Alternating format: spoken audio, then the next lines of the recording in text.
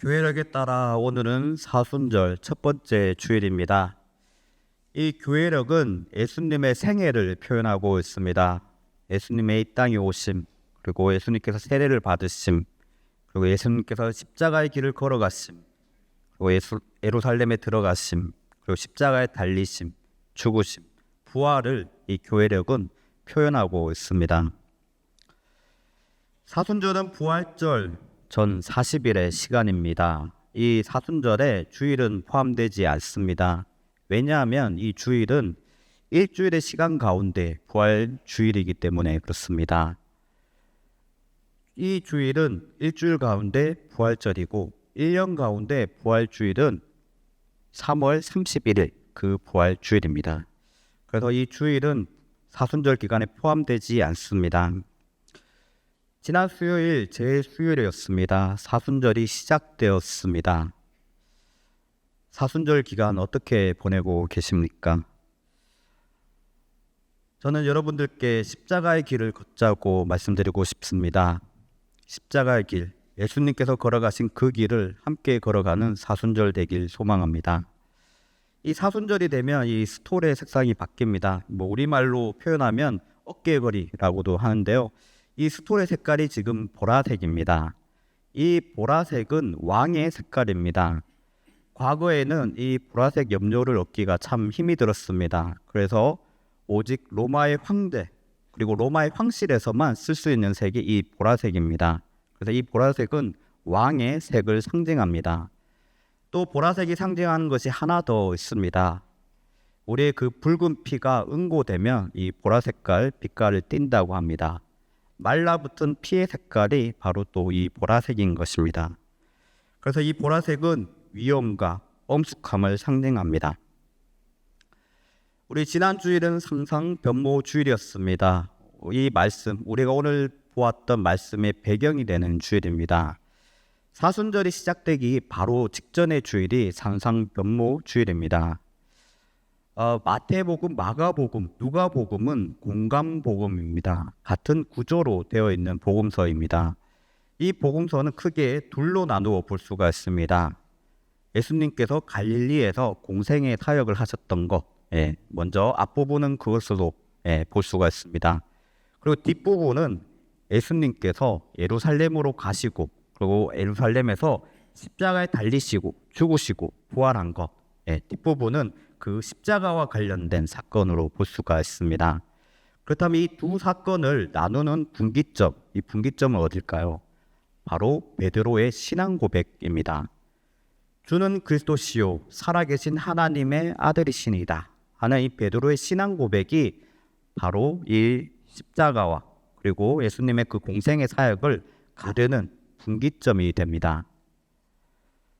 그 분기점이 되는 베드로의 신앙 고백 후에 이어서 나오는 것이 바로 이 변화산 사건입니다. 예수님께서 영광스러운 모습으로 변모되셨다고 해서 우리가 흔히 변화산 사건이라고 부릅니다. 예수님께서 이 변화산 사건에서 이제 이 변화산을 내려오시면 이제 십자가의 길로 걸어가시게 됩니다. 예루살렘으로 향해 가시고 십자가를 지시고 십자가에 달려 돌아가시게 됩니다. 그래서 사순절이 시작하기 바로 직전의 주일이 바로 이런 성경의 구조에 따라서 상상변모 주일이 되는 것입니다.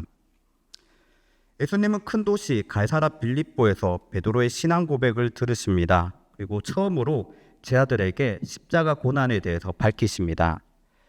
그리고 예수님께서는 지금 오늘 말씀에 보시면 산으로 가십니다. 예수님께서는 왜 산으로 가십니까? 그것은 기도하기 위해 가신 것입니다. 예수님은 항상 기도하셨지만 또한 집중해서 때로나 사람들이 없는 한적한 곳으로 가셔서 기도하실 때가 있었습니다. 예수님께서 사역을 시작하시기 전 광야에서 40일간 줄이시며 기도를 하셨습니다. 또 예수님께서는 오병이어 사건을 일으켰을 때 사람들이 예수님을 붙잡아다가 예수님을 왕으로 세우려고 그렇게 유혹했을 때 그 유혹을 이기기 위해 예수님은 사람들이 없는 곳으로 가셔서 기도하셨습니다. 그리고 십자가에 달리시기 전날 밤 예수님은 겟세마네 동산에서 간절히 기도하셨습니다. 예수님은 언제나 하나님의 일을 할 때에 기도를 하셨습니다. 기도 없이는 어떤 하나님의 일도 할 수가 없는 것입니다. 오늘 본문에 예수님께서 기도하신 장소가 산이라고 말하고 있습니다. 마태복음, 마가복음에서는 이 산이 높은 산이라고 합니다. 신학자들은 예수님께서 기도하신 이 산을 크게 두 가지로 추정하고 있습니다. 먼저 첫 번째는 다볼산으로 추정하고 있습니다. 일반 명사가 나중에 고유 명사로 지명으로 되는 경우가 있습니다. 서울에 남산이 있습니다. 지금은 서울의 중심 지역에 있다고 하지만 옛날에는 사대문안이 서울의 지역이었기 때문에 그 서울의 남쪽에 있는 산이라고 해서 남산이라고 이름이 붙었습니다. 또 경주에도 가시면 경주 남산이 있습니다. 저는 대구 사람입니다. 저는 이제 달서구에 사는데 저희 동네에 있는 산 이름 중에 앞산이라고 하는 산이 있습니다. 웃으시는 분들이 있는데 진짜입니다. 동네 앞에 있는 산이라고 해서 앞산이라고 부르다가 그것이 나중에 지명으로 붙은 것입니다. 혹시 대구에 가시면 대구에 관광지가 참 많이 없습니다. 근데 이 앞산 공원은 한번 가보실 만합니다. 케이블카도 있고 대구가 한눈에 내려 보입니다. 그래서 앞산 공원을 한번 가시면 좋을 것 같습니다. 어쨌든 이렇게 일반 명사가 나중에 고유 명사로 지명이 되는 경우가 있습니다. 이 다볼산이 그렇습니다. 다볼, 이 히브리어로 타보르라고 하는 이 말은 높다는 것을 의미합니다. 그래서 이 다볼산이라는 것은 높은 산이라는 것입니다. 마태복음, 마가복음에서 높은 산이라고 했기 때문에 예수님께서 기도하신 그곳이 이 높은 산, 다볼산이 아닌가 신학자들이 그렇게 추정합니다. 또 한 군데 신학자들이 추정하는 장소가 있습니다. 그 산은 헐몬산, 또 헤르몬산이라고 부르는 산입니다. 다볼산은 이름이 높은 산이지만 사실 그렇게 높은 산이 아닙니다. 그렇지만 이 헤르몬산은 정말 높은 산입니다. 해발 3,000m가 넘는 만년설이 있는 그런 높은 산입니다. 그리고 예수님께서 베드로의 신앙 고백을 드렸던 그 빌립보 갈사라 지방에서 멀지 않습니다. 조금만 북쪽으로 가면 이 헐몬산이 나옵니다. 그래서 신학자들은 예수님께서 기도하러 오르신 산이 이 헐몬산이 아닌가 그렇게 추정을 합니다. 다볼산인지 헤르몬산인지 그곳이 어딘지 확실히 알 수는 없지만 예수님은 지금 기도하러 산에 올라가셨습니다. 이때 예수님은 3명의 제자들을 동반합니다. 베드로와 야고보, 요한 이 3명의 제자를 데리고 예수님은 헐몬산으로 올라가십니다. 이 제자들은 특별히 예수님과 좀 함께 동행했던 일들이 많은 제자들입니다. 야이로의 딸을 살렸을 때도 예수님은 이 3명의 제자들을 데리고 가셨습니다. 그리고 예수님께서 겟세마네 동산에서 기도하셨을 때도 이 3명의 제자만 대동하셔서 가셨습니다. 왜 굳이 예수님은 이 3명의 제자들을 데리고 가셨을까? 이것도 다양한 이야기가 있습니다.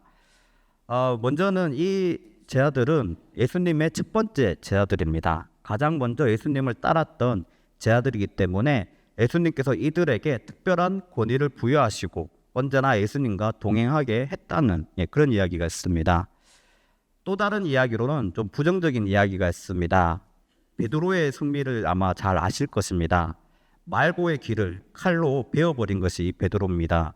언제나 좀 사고치고 말이 앞서고 성미가 앞서는 것이 이 베드로입니다. 그리고 야고보와 요한 역시 우레의 아들 보아너게라고 불릴 만큼 성미가 급한 사람들입니다. 예수님께서 십자가의 길 예루살렘으로 가실 때 사마리아 사람들이 그 길을 막자 이 야고보와 요한 이 우레의 아들들이 뭐라고 이야기하냐면 예수님 하늘로부터 불을 내려서 저 모든 사람들을 불살라 버리십시오. 그들이 그렇게 제안을 합니다. 그만큼 이들의 성미가 급한 것입니다. 그래서 이들이 사고 치는 것을 막기 위해서 예수님께서 항상 데리고 다니셨다. 이런 부정적인 해석도 있습니다. 어쨌든 예수님은 이 3명의 제자를 데리고 산으로 기도하러 가셨습니다. 예수님께서는 십자가의 길을 걸어가셔야 합니다. 이제 이 산에서 내려오시면 예루살렘으로 가셔서 십자가에 달려 돌아가시게 됩니다. 예수님은 그 사건을 앞두시고 간절히 기도하십니다. 그런데 이때 이 3명의 제자들은 깊이 잠이 듭니다. 인간적으로는 이해가 됩니다. 긴 거리를 여행했고 또 지금 높은 산에 올랐습니다. 마땅히 피곤할 만합니다. 인간적으로는 참 이해가 되지만 예수님께서는 지금 제 아들에게 내가 십자가에 달리실 것이다, 그것을 이미 밝히셨습니다. 그리고 그 길을 앞두고 계십니다. 그리고 간절히 기도하고 계십니다. 근데 이 제 아들은 예수님과 함께 기도하지는 못하고 지금 깊은 잠에 빠져들었습니다. 이 제 아들이 자는 동안 예수님은 영광스러운 모습으로 변모하셨다고 합니다. 그리고 예수님 곁에 두 사람이 섰다고 합니다. 바로 모세와 엘리야입니다. 왜 이들이 예수님 곁에 섰을까요? 먼저 왜 두 사람인지부터 알려드리려고 합니다. 성경에 의하면 증인이 2명 이상 필요합니다. 그 증언이 효력이 있으려면 증인이 2사람 이상이 되어야 하는 것입니다. 신명기 19장 15절에 이렇게 말씀합니다. 사람이 모든 악에 관하여 또한 모든 죄에 관하여는 한 증인으로만 정할 것이 아니요 두 증인의 입으로나 또는 세 증인의 입으로 그 사건을 확정할 것이며, 이렇게 되어 있습니다. 증언이 효력이 있으려면 2사람 이상이어야 됩니다. 그래서 지금 여기 2사람이 나온 것입니다. 그렇다면 많은 인물들 가운데 왜 모세와 엘리야입니까? 이 모세와 엘리야는 공통점이 있습니다. 먼저는 이 2사람은 승천한 인물들이라는 것입니다. 우리 성경에는 에녹과 엘리야가 승천한 사람들입니다. 엘리야는 불병거를 타고 죽음을 맛보지 않고 하나님께로 승천했습니다. 모세는 우리 성경에서는 승천했다는 그 내용이 없습니다. 다만 신명기 말씀 끝에 보시면 모세의 무덤이 발견되지 않았다. 그리고 유다서 1장 9절의 말씀에 보시면 미가엘 천사장이 모세의 시신을 두고 마귀와 다투는 장면이 나옵니다. 유다서 1장 9절의 말씀은 모세의 승천기라고 하는 당시의 문서에 근거하고 있습니다. 당시의 유대인들은 이 모세가 이 영적인 권위를 가진 이 모세가 하나님께로 승천되었다고 그렇게 알고 있었습니다.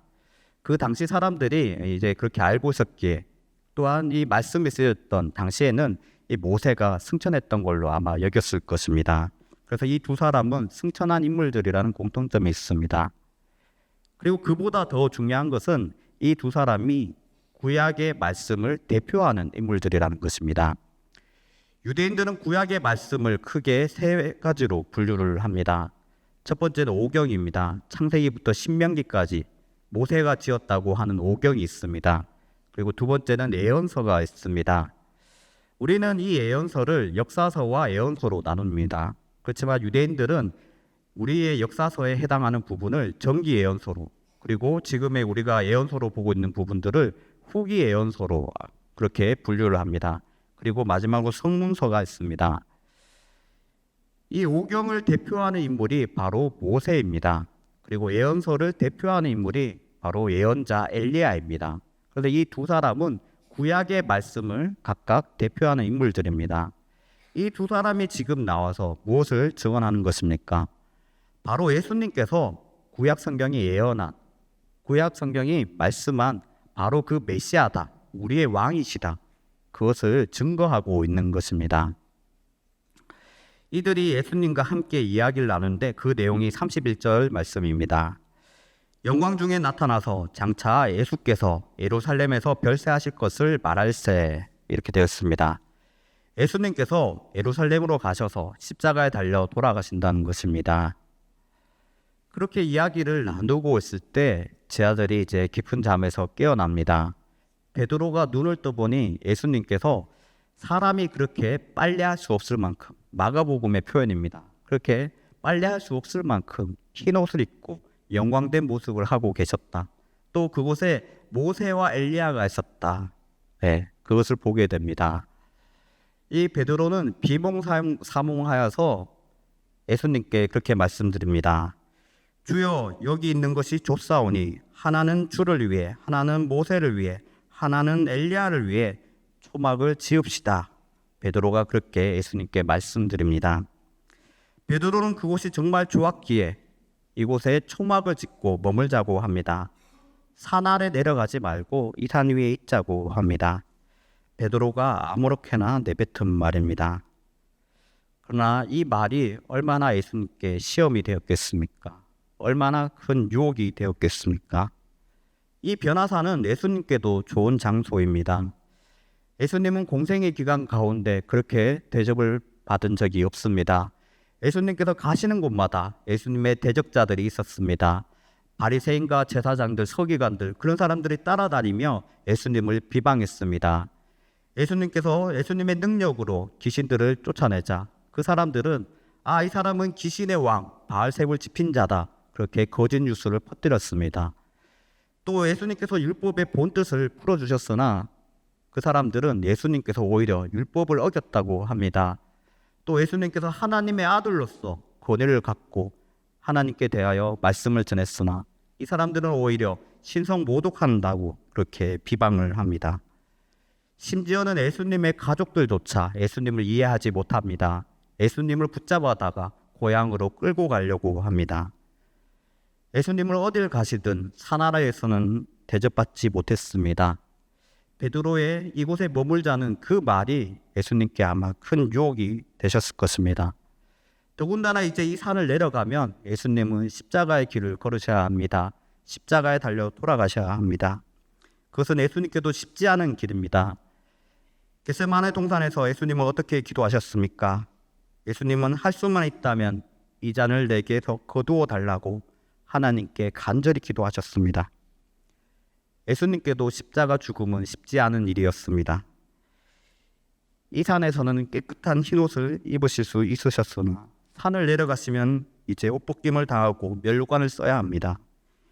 이 산에서는 해같이 빛나는 얼굴로 계실 수 있지만 산을 내려가시면 채찍에 상하고 피를 흘리고 고통에 일그러진 얼굴을 해야 합니다.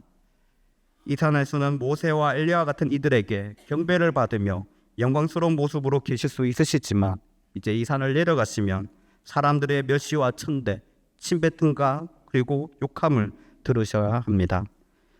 이 산에서는 하나님께 내 사랑하는 아들이라 사랑의 음성을 듣고 치밀한 교제 가운데 있을 수 있지만 이 산을 내려가시면 주여 주여 어찌하여 나를 버리셨나이까 외치며 십자가 고통 속에서 처절한 하나님과의 단절을 경험해야 합니다.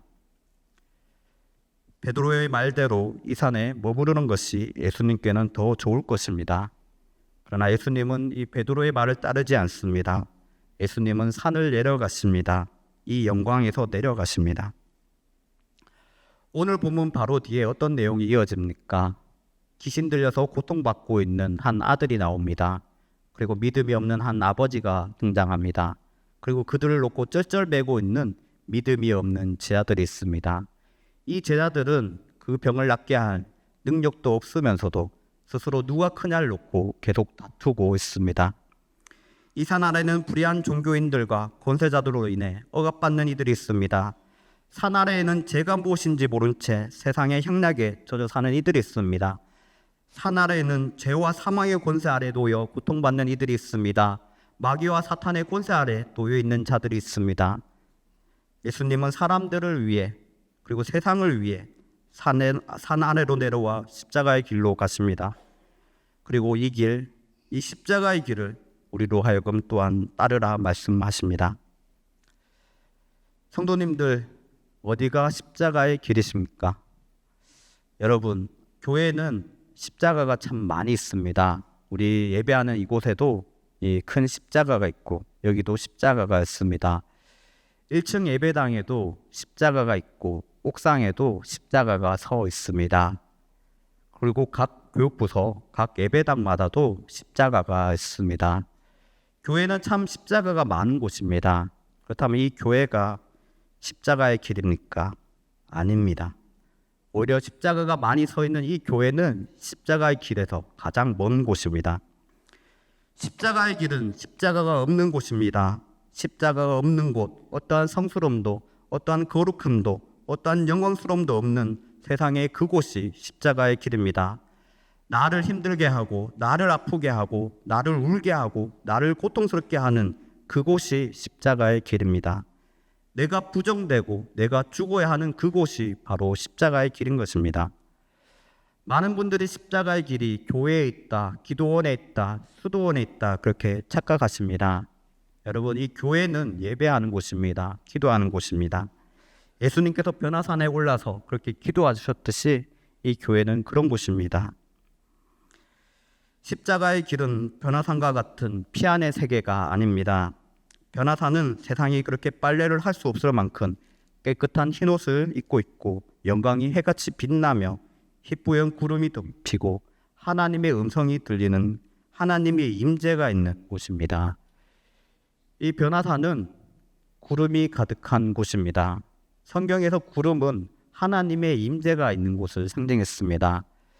이스라엘 백성들이 시내산에 도착해서 하나님의 임재를 경험했을 때 그곳에 구름이 가득했다고 합니다.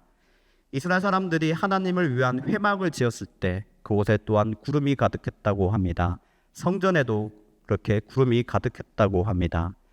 예수님께서 이 땅에 다시 오실 때도 재림의 그때도 예수님께서는 구름 타시고 오신다고 하십니다. 이 구름은 하나님의 임재를 상징합니다. 여러분, 오늘 교회로 오시면서 아마 안개 낀 길을 보았을 것입니다. 아마 오시면서 많이 불편하셨을 것입니다. 저는 그런데 안개 낀 이 날씨를 보면서 오히려 더 은혜가 되었습니다. 왜냐하면 이 말씀의 배경을 하나님께서 직접 준비해 주셨기 때문입니다. 저를 위해서 또 이 말씀을 듣는 여러분들을 위해서 하나님께서 그렇게 준비해 주셨습니다. 여러분, 구름이 끼어 있는 곳은 어떻습니까? 잘 보이지 않습니다. 희뿌옇습니다. 모든 것이 희미해집니다. 나의 아픔도, 나의 슬픔도, 나의 고통도 희미해집니다. 오직 하나님의 영광만이, 하나님께 올려드린 찬양만이 가득한 곳이 하나님께서 계신 그런 세상입니다. 그러나 변화산 아래의 세상은 어떻습니까? 너무나 선명합니다. 너무나 적나라합니다. 더러운 죄가 만연하고 불행과 고통이 넘쳐나고 사탄과 귀신들이 그들의 권세로 역사하고 피가 흐르고 오물이 있는 추한 곳입니다. 하나님을 이해하지 못한 사람들, 죄를 더 사랑하며 나를 공격하는 사람들, 그런 사람들이 있는 곳입니다. 십자가가 없는 세상입니다. 그러나 오히려 역설적으로 그곳이 바로 십자가의 길입니다. 저는 교회에서 머무는 시간이 많은 목사입니다. 아마 세상에서 여러분들이 보내는 시간이 더 많으실 것입니다. 그렇게 성도님들이 더욱더 이 목사보다도 십자가의 길을 걸어가시는 것입니다. 성도님들, 교회 나오시면 어떠십니까? 교회 나오시면 참 좋으시죠? 하나님만 바라볼 수 있고 세상의 근심과 모든 걱정들을 내려놓고 하나님께 찬양할 수 있고 정말 좋습니다. 그리고 하나님의 사랑을 아는 사람들, 그 사랑을 경험한 사람들이 이곳에 모여있기에 성도님들 오시면 반갑게 맞아주시고 인사해 주시고 또 위로해 주십니다. 이 교회는 참 좋은 곳입니다. 그러나 우리는 이 교회를 벗어나 또한 세상으로 가야 합니다. 힘들고 어려운 길, 나를 아프게 하고 나를 고통스럽게 하는 그 길이지만 이 세상은 우리가 걸어가야 될 십자가의 길입니다. 주님께서는 이 길로 함께 가자 하십니다.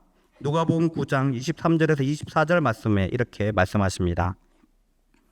또 무리에게 이르시되 아무든지 나를 따라오려거든 자기를 부인하고 날마다 제 십자가를 지고 나를 따를 것이니라. 누구든지 제 목숨을 구원하고자 하면 잃을 것이요 누구든지 나를 위하여 제 목숨을 잃으면 구원하리라. 우리가 이 말씀을 믿길 원합니다. 우리가 세상을 위해 나아가길 원합니다. 그 길이 나를 살리는 길, 또 세상을 살리는 길, 하나님의 뜻이 있는 길입니다. 너무나 힘든 길이지만 우리가 이 십자가의 길을 걸어가길 원합니다. 오늘은 사순절 첫 번째 주일입니다. 우리가 주님께서 걸어가신 그 십자가의 길을 바라보고 또한 걸어가기를 원합니다. 기도하겠습니다. 하나님, 사순절을 맞이한 우리에게 귀한 말씀을 들려주셔서 감사드립니다. 우리 주님께서는 우리를 위해 변화산에서 내려와 십자가의 길로 가셨습니다. 그리고 그 길에 우리도 따르라 말씀하십니다. 하나님, 너무나 아프고 슬프고 힘든 그 길이라 우리는 그 길을 걸어갈 힘이 없습니다. 그러나 하나님, 우리와 동행하시는 하나님께서 우리를 붙잡아 주시고 온전히 주님의 능력에 의지하여서 이 길을 걸어갈 수 있게 하여 주시옵소서. 그리고 이 길 끝에 하나님의 영광이 기다리고 있음을 우리가 굳게 믿게 하여 주시고 그 소망을 품고 끝까지 이 십자가의 길을 걸어갈 수 있게 하여 주시옵소서. 예수님의 이름으로 기도드립니다. 아멘.